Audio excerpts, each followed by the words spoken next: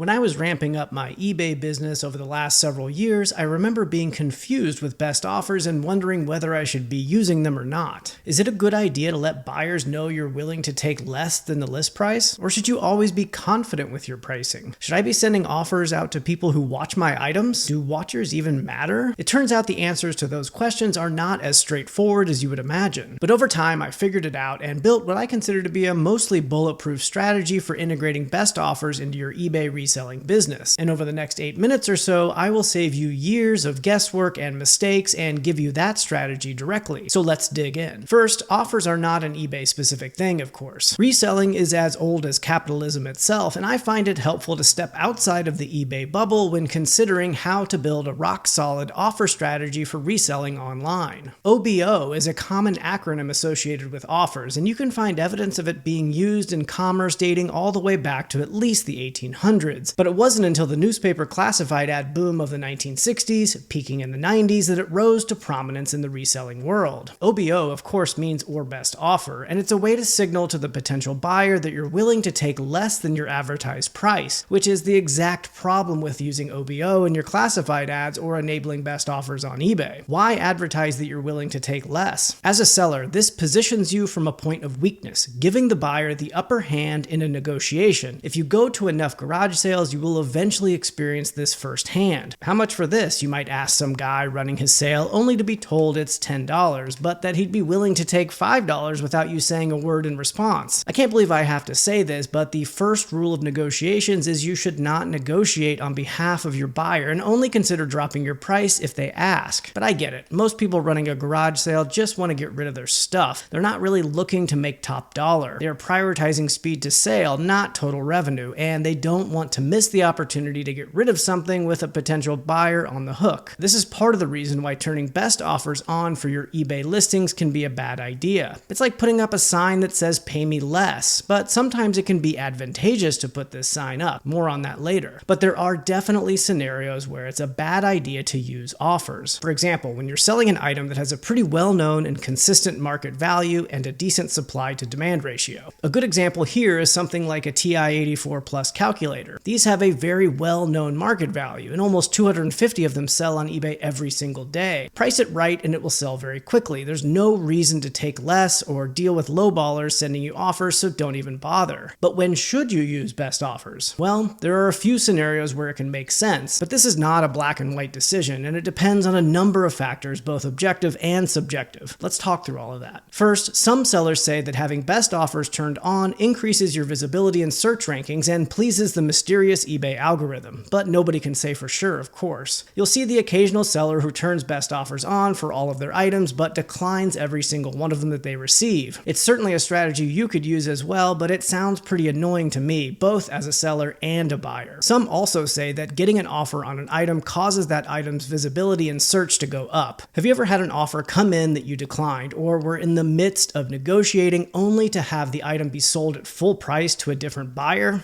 I sure have. It could have all been a coincidence, of course, but maybe not. And it is true that eBay allows buyers to filter search results to only include listings with best offers enabled, so by having them turned on, your item is likely to get some amount of increased visibility. But how much? Again, tough to say. If the market value for your item is hard to determine, turning best offers on might make sense. I did this recently when listing this vintage Flaming Lips tour shirt that my brother gave me. I don't think he knew how much it was worth, but he doesn't watch my YouTube channel, so he's out of luck. Sorry, Scott. I found this to be a difficult item to price. There were modern reprints that were cheap and similar but not exact sold comps ranging from $20 all the way up to $200. Given that I could not find an exact comp, I took the shoot for the moon strategy and put it at $175, but with best offers turned on. Within a day, I got an offer for $90, pretty decent, but decided to wait it out for a bit longer, and as of this recording, it still has not sold yet. People also like the idea of getting a deal, especially on eBay, and so it can be a successful strategy to price something on the higher side, but turn best offers on so that your buyer can feel like they snagged something under list list price. But this strategy can also mean you spend more time dealing with lowballers. And if you decide to use it, I recommend that you set a minimum offer amount to ward off non-serious buyers. The most ideal strategy here is to never turn best offers on when you first publish your listing. Let it breathe for a week or two at full price to see if you get any bites. If a week or two go by and you get no action, then turn best offers on. This can be a winning strategy if you have a smaller store, but the more items you list, the more difficult this gets to manage. Ultimately, if you are just looking to move as much inventory as quickly as you possibly can, turning best offers on for everything can be a decent strategy. I recommend doing this over many other strategies meant to move inventory quickly, like running auctions or sales and promotions. With auctions, you have far less control over the final sale price than you do with a buy it now with best offers turned on, not to mention the hassle of all the non-paying bidders out there. I avoid auctions at all costs. If you want to know more about when you should be using auctions versus buy it nows, I have a separate video that runs you through that strategy. I'll link it above and under the like button below. Running sales and promotions can also be an okay strategy to move inventory quickly, but you are baking in the discount from the beginning instead of having the opportunity to negotiate through best offers. But promotions and sales are way more hands-off, and so the time savings you get by not having to respond to offers and negotiate might equal these options out. Now, what about sending offers to your watchers? Do watchers even matter? I definitely recommend doing this, as it's a good way to generate a few sales when things are slow, but don't expect much. And your listings do not need to have best offers turned on for you to be able to send out offers to watchers. But I have found there to be very little correlation between the number of watchers an item has and its potential to sell. I of course sell lots of things with 0 watchers, and at the same time have items with hundreds of watchers that sit around for months without any action. I'd guess that my success rate when sending out offers to watchers is well under 10%, meaning that less than 10% of the watchers I send offers to end up accepting them. If I had to guess, it would be closer to 5% and maybe even lower. eBay has a nice feature on their website that allows you to send out offers in bulk, and my strategy here is to check in once a week or so and send out offers to watchers that have accumulated. You can configure the discount percentages and customize the offer message. You'll want to stick with nice, round, even numbers when sending out offers to buyers. The Wall Street Journal did an interesting study that suggested using percentages that are easy to calculate mentally are more likely to result in a sale. So whether you choose to incorporate offers into your eBay strategy or not ultimately is up to you. It depends on whether you're looking for a fast nickel or a slow dime and how long you want to hang on to your inventory. If you're looking to maximize sales over revenue, turning best offers on for everything indiscriminately is a decent strategy. You will certainly sell more than if you do not use best offers, but you will also most likely make less money in the long run. If you want to be more discriminate, only use best offers on items where the market value is hard to determine. And if you can, don't turn them on right away. Let your listings breathe for a week or two to see if you get any bites at full price before turning them on. But this takes an extra level of time and organization to pull off and is difficult to scale. Feel free to experiment with best offers and their impact on listing visibility, but don't waste too much time trying to reverse engineer the eBay algorithm. It's ultimately a battle you will lose, and your time is better spent hunting for good inventory. Listing quality inventory that is in high demand trumps every single algorithm hack in the book. Make it a habit of sending out best offers to watchers on a regular basis, but set your expectations accordingly. It's likely not going to result in a ton of sales. How do you utilize best offers in your reselling strategy?